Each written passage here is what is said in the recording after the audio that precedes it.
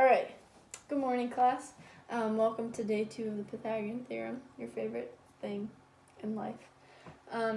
So today's icebreaker is, what is your favorite form of art?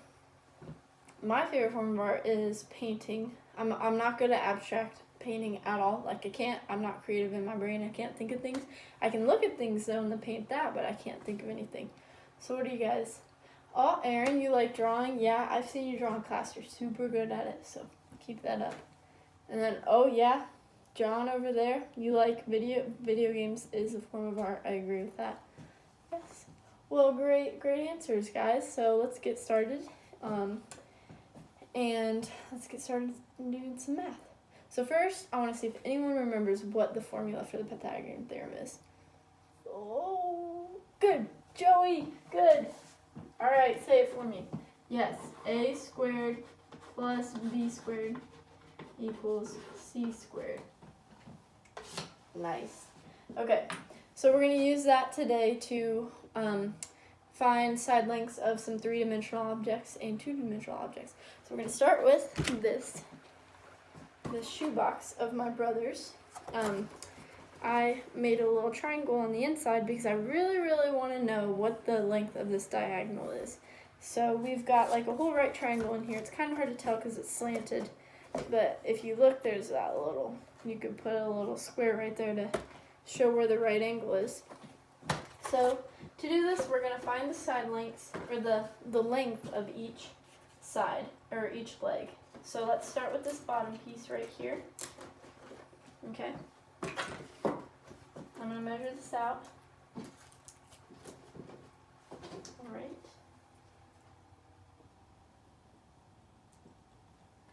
All right. And this is my cow ruler. I got about 8.5 inches. Oh, and to visualize this better, I wanted to draw it on the board for you. So let's see. I'm just going to draw a right triangle, and then from there, we're going to assign the sides. So makes sense that this bottom piece is going to be this bottom leg. So I got 8.5 inches when I measured it. Alright, so let's measure the height of this box. Alright, let's measure that out.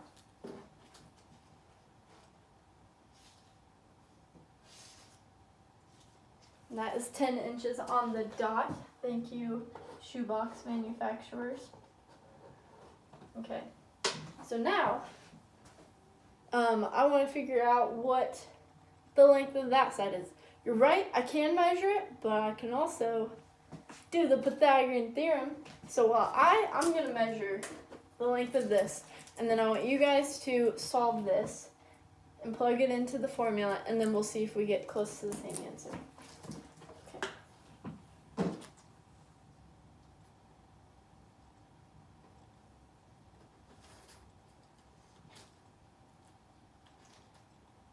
Okay, moment of truth.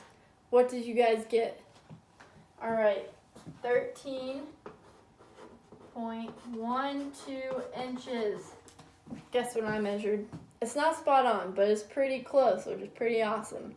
13.4. So that's pretty close. The problem didn't lie in the math, obviously, because math is awesome, but it lied in my measuring skills. All right, so great job.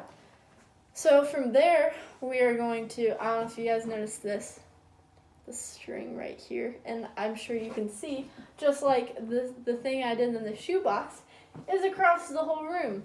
So what we're going to do is we're going to take down the height of this room, and we're going to take it outside into the hallway and then measure it with those meter sticks.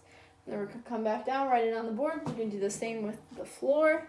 We're going to measure that length, and then after that we are going to solve for the diagonal, and then we're going to measure the diagonal, see what we get.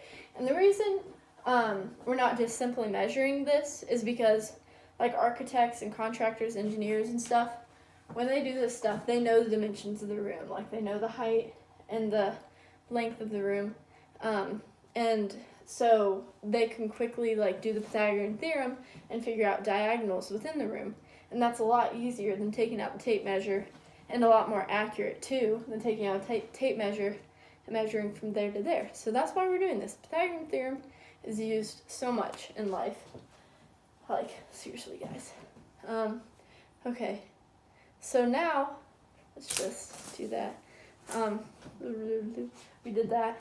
So now, we're all done with that. We did a great job. We figured all that stuff out. That's awesome. So now we're about to start on your independent practice, and then before you guys started that, I wanted to do a practice problem with you, because it's a little tricky to figure out how to solve this. It's really important to draw pictures when you're doing problems using the real world problems using the Pythagorean theorem. Like, it's so helpful to draw the pictures. Trust me, guys. Trust me. So, I'm going to leave the Pythagorean theorem up there on the chalkboard. And I'm going to read the first problem to you and walk you through it. And then I'll let you guys go on your own. So the problem says, Jim places a ladder on an orange tree. Not a tree that's orange, but a tree with oranges. Do oranges grow in trees? No, they do. Jim places a ladder on an orange tree so that he can have an orange. He places a 7-foot ladder 4 feet from the tree and climbs up when the ladder starts to slip. In this moment, Jim is curious to know how far he's going to fall so that he knows how bad it's going to hurt. Will you help him out? Okay, I'm just going to draw the whole scenario, then we're going to label the links. Let's get a little bit creative. So, there's a tree, okay, with oranges. Oh, there's a tree, and there's some oranges in it. Jim is going to get an orange from the tree, and then, let's see, Jim is on a ladder, pretty long ladder.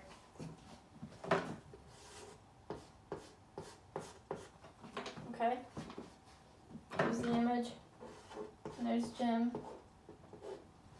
We gotta give him some clothes. Come on guys. Give him a red shirt. Okay, so there's Jim. He's climbing the ladder. So, we don't really know, is there a triangle in here? Do you see a triangle?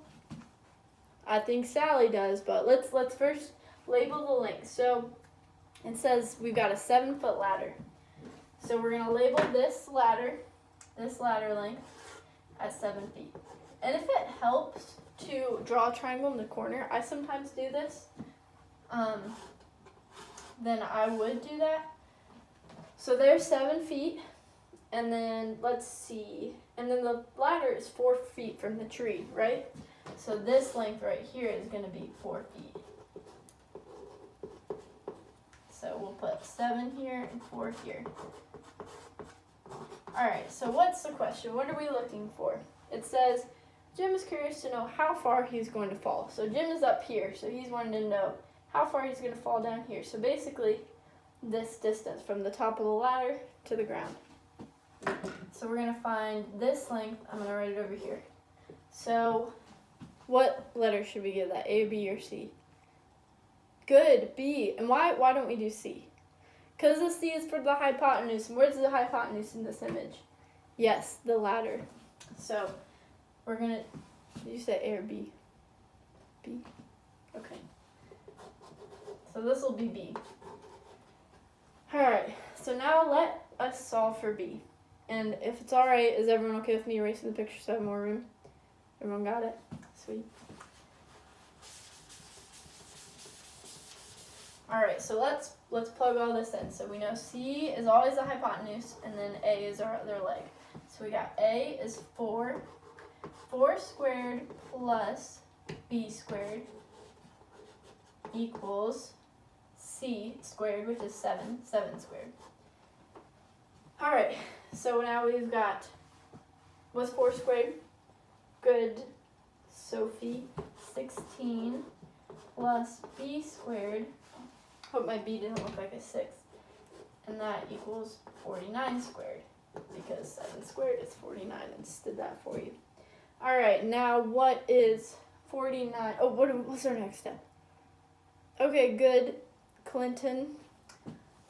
Let's subtract 16 from both sides. So we've got B equals 33. All right. Oh, yeah, you notice a mistake? What did I do wrong? I got rid of the square symbol. Okay, that is important that you don't forget that. It's very easy to make that mistake, but you have to remember to keep it there. So now how do we get rid of the square symbol? We take the square root of the B and of the 33. So B equals radical 33 feet. So Jim is radical 33 feet from the ground.